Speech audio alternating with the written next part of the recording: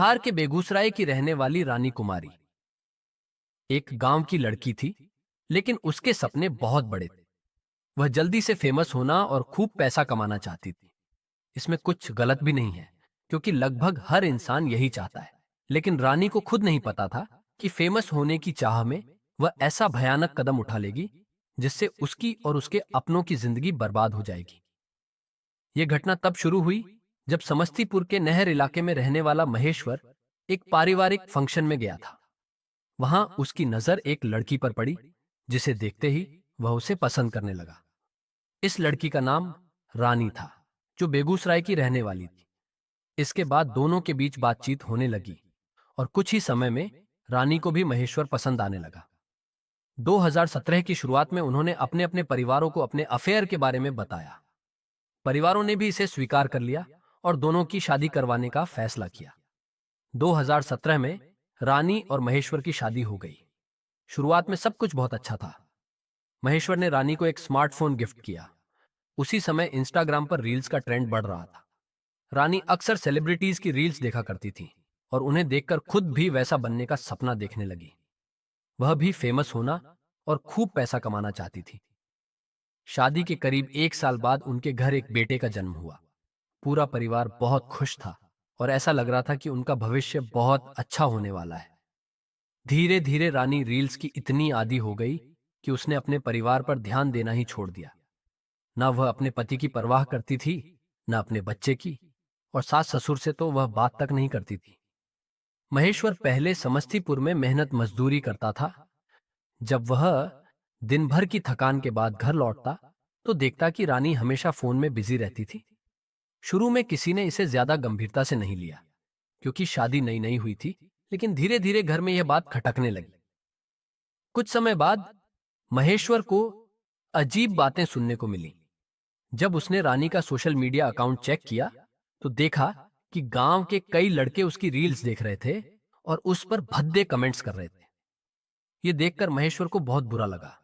कोई भी इंसान यह बर्दाश्त नहीं करेगा कि उसकी पत्नी को इस तरह के कमेंट्स मिले। असल परेशानी तब बढ़ी जब रानी ने गांव के ही कुछ लोगों से चैटिंग और बातचीत शुरू कर दी। ये वही लोग थे जो उसकी रील्स पर कमेंट किया करते थे। महेश्वर को यह सब बिल्कुल पसंद नहीं आया और उसने रानी को इस बारे में समझाना शुरू किया। लेकिन रील्स की दीवानगी में रानी इतनी डूबी हुई थी कि अब वह किसी की भी सुनने को तैयार नहीं थी। रानी कई बार अपने मायके चली जाती और वहां कुछ दिनों तक रहती। मायके में उसे पूरी आजादी मिलती थी, इसीलिए उसे वहां ज्यादा सुकून महसूस होता था। इसी दौरान रानी की दोस्ती मोहम्मद सज्जाद नाम के एक लड़के से हो गई। वह उससे काफी घुल मिल गई थी। इधर महेश्वर को कोलकाता में नौकरी मिल गई। उसके भाई रूदल पहले से वहां काम करते थे और उन्हीं की मदद से महेश्वर को भी अच्छी सैलरी वाली नौकरी मिल गई। इसके चलते महेश्वर को कोलकाता शिफ्ट होना पड़ा। महेश्वर के जाने के बाद रानी पूरी तरह आजाद हो गई। उसे टोकने वाला अब कोई नहीं था। सास ससुर की बात वह पहले भी नहीं सुनती थी और अब जब भी घर में झगड़ा होता तो वह सीधे मायके चली जाती, जहां उसे पूरी छूट मिलती थी। बीच बीच में जब वह ससुराल वापस आती तब भी घंटों सज्जाद से फोन पर बातें किया करती थी। धीरे धीरे सज्जाद उससे मिलने भी आने लगा। रील्स बनाने के लिए उसे जिन चीजों की जरूरत होती थी, कैमरा, ट्राइपॉड वगैरह, वह सब सज्जाद उसे दिलाने लगा। वह हर तरह से रानी की मदद कर रहा था और शायद बदले में उसे भी कुछ मिल रहा था। यही सब चलता रहा और धीरे धीरे चीजें और भी आगे बढ़ने लगीं। 2017 में हुई शादी को बचाने के लिए महेश्वर पूरी कोशिश कर रहा था। वह बार बार रानी को समझाने की कोशिश करता ताकि उनका रिश्ता ठीक हो जाए और उनका 5 साल का बेटा सही तरीके से पल सके। इसी कोशिश में उसने 7 जनवरी को रानी को फोन किया ताकि दोनों अपनी परेशानियों को सुलझा सकें। लेकिन रानी के दिमाग में कुछ और ही चल रहा था। उसने महेश्वर को कोलकाता से बेगूसराय बुलाया, जहां वह अपने मायके में रह रही थी। महेश्वर को लगा कि शायद रानी अब सुधर गई है और उसके साथ वापस घर या कोलकाता जाने के लिए तैयार है।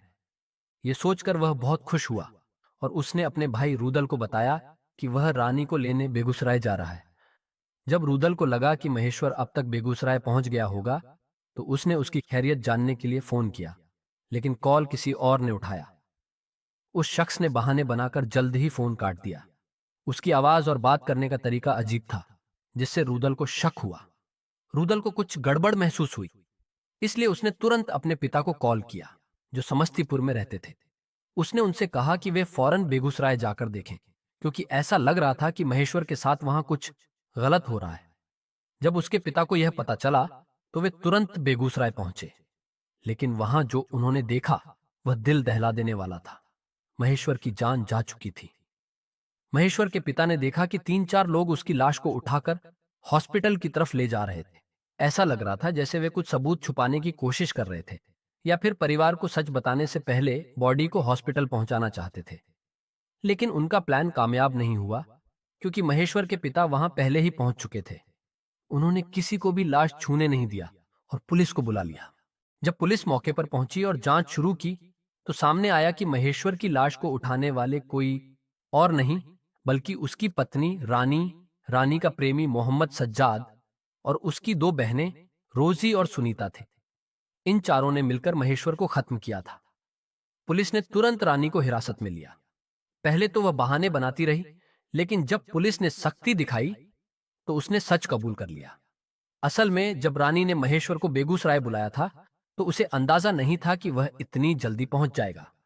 जैसे ही वह घर आया, उसने रानी की बहनों को वहां देखा, जो आम बात थी क्योंकि वे वहीं रहती थीं।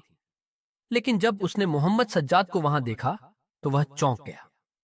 सज्जाद वही इंसान था जिसके साथ रानी का अफेयर था और जिसके लिए महेश्वर ने उसे कई बार टोका भी था। गुस्से में आकर महेश्वर ने रानी को डांटा और सज्जाद से बहस करने लगा।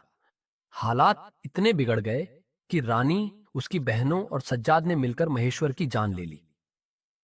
वे उसकी लाश को छिपाने की कोशिश कर रहे थे, लेकिन इससे पहले कि वे सफल होते, महेश्वर के पिता वहां पहुंच गए और पुलिस ने सभी अपराधियों को पकड़ लिया। आज के दौर में सोशल मीडिया एक बड़ी चीज बन चुका है। इससे लोग फेमस भी हो रहे हैं और पैसा भी कमा रहे हैं, जो गलत नहीं है। लेकिन जब सोशल मीडिया की दीवानगी इतनी बढ़ जाए कि इंसान अपनी ही फैमिली को भूल जाए, तब यह खतरनाक बन जाता है। उम्मीद है कि यह पहला और आखिरी मामला होगा जहां सोशल मीडिया की लत ने एक शादीशुदा रिश्ते को इस हद तक शर्मसार कर दिया। अगर वीडियो अच्छा लगा है तो हमारे चैनल को सब्सक्राइब जरूर करना। धन्यवाद।